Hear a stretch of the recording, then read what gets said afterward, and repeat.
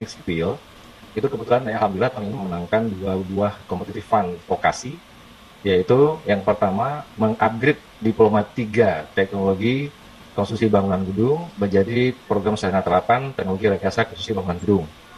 Nah, jadi kita menang hibah itu, hibah persiapannya. Artinya apa? Kita dibiayai oleh Diksi, ya, pendidikan vokasi untuk mempersiapkan segala hal yang berhubungan dengan persiapan pengusulan. Nah, kemudian yang kedua itu juga persiapan. Jadi kita menang hibah yang kedua itu yaitu pembukaan program diploma cepat, ya, jalur cepat, maaf. Nah, program diploma 2 tahun jalur cepat. Jadi berbeda dengan program diploma biasa yang konvensional, itu ditempuh dalam waktu 2 tahun. Saya hormati Bapak Ketua Jurusan Teknik Sipil Politeknik Negeri Loksmawe. Yang kami hormati dan kami muliakan Bapak-bapak dan Ibu narasumber yang telah bersedia berkumpul bersama kami pada hari ini. Ada Ibu Ainina Nurzain, kemudian ada Bapak Rifki Digandi, terus ada Bapak Husnul Fatoni. Kami ucapkan selamat datang di Politeknik Negeri Loksmawe. Dosen-dosen, terima kasih untuk Kepala Jurusan Bapak Syukri, Bapak Adrian Kaifan. Terima kasih atas kepercayaannya kepada Praba Engineering Service selaku pengelola sebuah lembaga training di bidang teknik sipil. Jadi kami menyediakan semua hal yang terkait software-software teknik sipil, baik dari topo, drone, BIM, dan semua hal yang isinya adalah para trainer yang berisi praktisi. Tujuannya agar mereka membagikan ilmunya tidak hanya mengoperasikan software, tapi berbagi pengalaman di lapangan yang akan diaplikasikan seiring sejalan dengan software tersebut. Sebelumnya, perkenalkan, nama saya Ainina Nurzain yang saat ini bekerja sebagai BIM Koordinator di PT Adikarya. Definisi BIM-nya sendiri itu adalah BIM sebagai Digital Representation atau Physical dan Functional Characteristic of a Building. Jadi bukan hanya mengacu kepada satu software saja atau hanya mengacu kepada salah satu proses saja, contohnya hanya proses modelingnya saja, melainkan ini adalah satu proses keseluruhan di mana BIM itu sudah merepresentasikan secara digital dari fisikal dan fungsional dari sebuah bangunan atau sebuah konstruksi. Lalu betonnya, lalu untuk data-data aset kita juga punya data-data seperti kartu garansi atau buku manual dan semacamnya yang merupakan non-grafik data.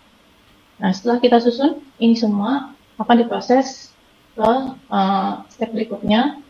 Dari 3D model kita bisa dapatkan 3D sections maupun 2D sections-nya. Jadi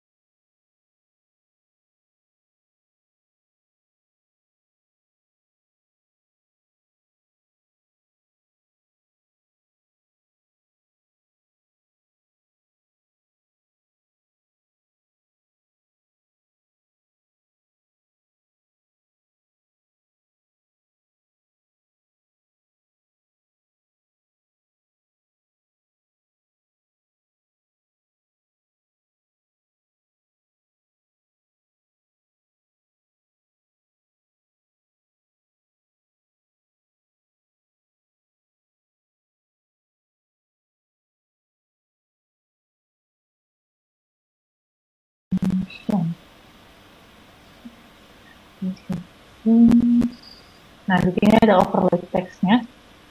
Nah, kita bisa tambahkan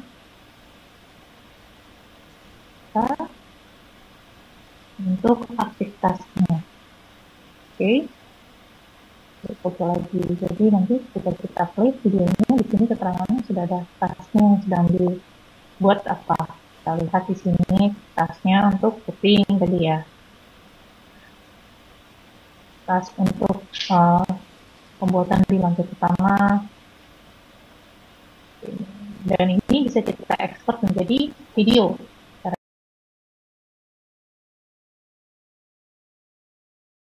Pak Supri dan ibu-ibu dan kawan-kawan semuanya. Perkenalkan, saya Kusnul Fatoni. Di sini saya akan menyampaikan materi tentang GNSS atau biasa kalau orang awam menyebutnya GPS.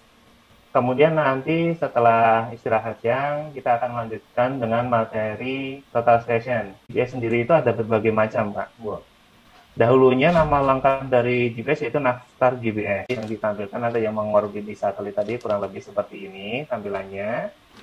Kemudian ini adalah sistem kerja dari sinyal satelit positioning itu bagaimana bisa diterima oleh receiver. Di pohon-pohon atau namanya kurang lebih akurasi yang dibutuhkan mereka tidak terlalu akurat. Kemudian untuk tipe yang ketiga yaitu tipe geodetik. Tipe geodetik di sini dapat menyimpan data posisi yang memberikan ketelitian posisi mencapai fraksi milimeter. Nah, tipe ini bisa digunakan untuk pengukuran dan pengaplikasian positioning yang presisi. Kalau total station itu tidak jauh berbeda antara produk satu atau merek satu dengan yang lainnya.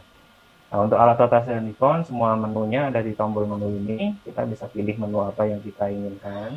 Ada menu job, kemudian menu program-program ada di Pogo, kemudian settingan, data, untuk download data di COM, kemudian ada informasi kalibrate, kemudian waktu, ada semuanya di sini.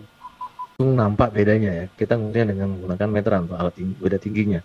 Sehingga saat kita tembak, ngikat ke backsetnya, waktu pindah alat, dia akan suruh pilih yang mana nih, ya kan? Apakah yang elevasi yang baru atau yang terakhir diukur? Kita pilih salah satu. Kalau kita yes, berarti apa yang data sebelumnya. Kira-kira berupa Kusnul gimana ya dapat mengenai ini ya? Belum bisa termasuk juga ya di BUMN. Di sini kita ada mitra PIM itu PTPP juga di lapangan dia masih terus menggunakan automatic water pass. Jadi nggak boleh menggunakan teodolit secanggih apapun untuk mengukur beda tinggi. Nah gimana Pak? Baik, terima kasih Pak Dian untuk pertanyaannya. Ya, sangat menarik nih Pak untuk pertanyaannya Pak. Yang pertama tadi tentang ini ya jarak ya, pengukuran jarak menggunakan total station. Kurang lebih mungkin untuk jarak Pak. Seharusnya sih hasil jaraknya itu sama, walaupun posisi teropong vertikalnya itu baik lurus atau maksudnya 90 derajat atau ada kemiringan berapa, misalnya 45 atau 70 atau 100. Kalau posisinya masih sama, harusnya jarak datarnya masih sama. Asalkan objeknya itu dari bawah sampai ke atas sama, misalnya seperti tembok kan, misal kita tembak baik itu ke bagian bawah, ke tengah, atau ke atas, itu harusnya jarak datarnya sama. Nah mungkin, tapi saya kurang tahu ya Pak, mungkin untuk yang di total station yang bisa dicoba Bapak itu, kalau di beberapa total station itu yang ditampilkan jaraknya adalah SD, yaitu slope distance. Kalau slope distance pasti akan ada perbedaan Pak. Misal kalau kita ukur dalam sudut 90 derajat pas, kemudian ada kemiringan misal 100 ataupun 80, pasti akan ada perbedaan karena yang ditampilkan adalah jarak miring, slope distance. Nah, kalau horizontal distance harusnya sih sama. Dimaklumi Pak. Silakan Pak. Oke, lanjut saja ya Pak. Langsung sebelumnya perkenalkan, nama saya Rifki Pringandi, saya trainer Praba Engineering. Nah, materi pada siang hari ini itu drone mapping dan areal video. Nah, sebelum kita masuk ke penggunaan drone, penggunaan buat mapping atau penggunaan buat video, kita harus tahu drone itu apa. Pengertian drone itu atau mapping itu besar. Kemudian yang kedua itu ada baling-baling, kemudian motor itu ada 4. Nah, kemudian LED atau lampu mana depan mana belakang, biasanya ada di bagian depan itu warnanya merah, kemudian yang belakang biasanya warna-warni, bisa kuning, bisa merah, bisa juga hijau, tergantung indikasi masalah si drone ini. Dapat digerakkan 3 sumbu. Kemudian ada pitch. Pitch itu istilah gerakan drone untuk maju dan mundur. Maju itu. Itu ada lupa pakai. Dia langsung terbang saja. Tidak hanya kalau di seperti. Nah ini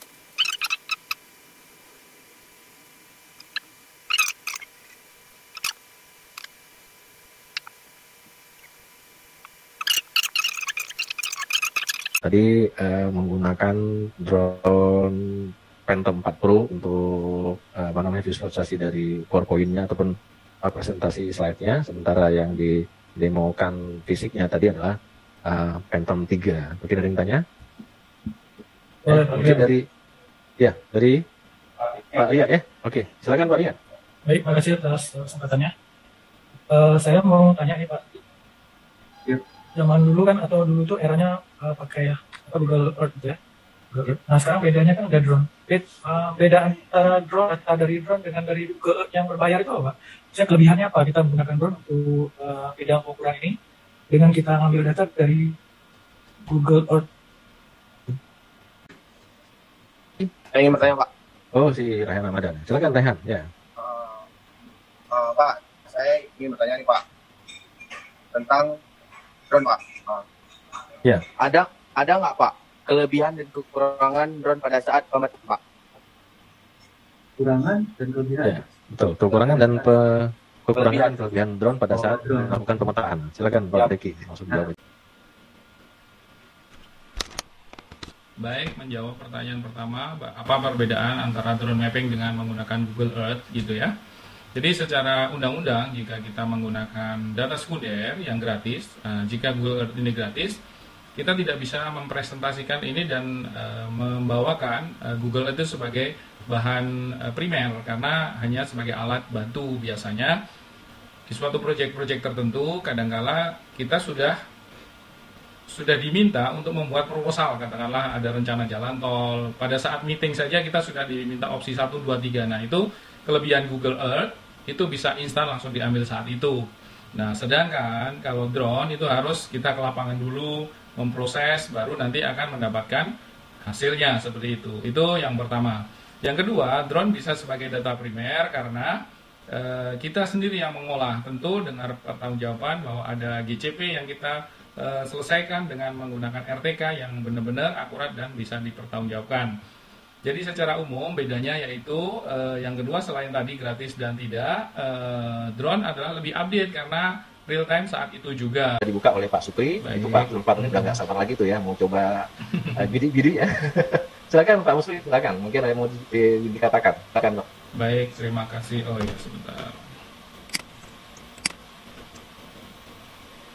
Mikrofonnya Pak.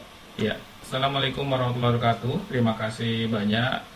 Kali yang kedua kesempatan diberikan yang terhormat Bapak Sukri sebagai Kepala Jurusan, Ibu Yusnimar, Bapak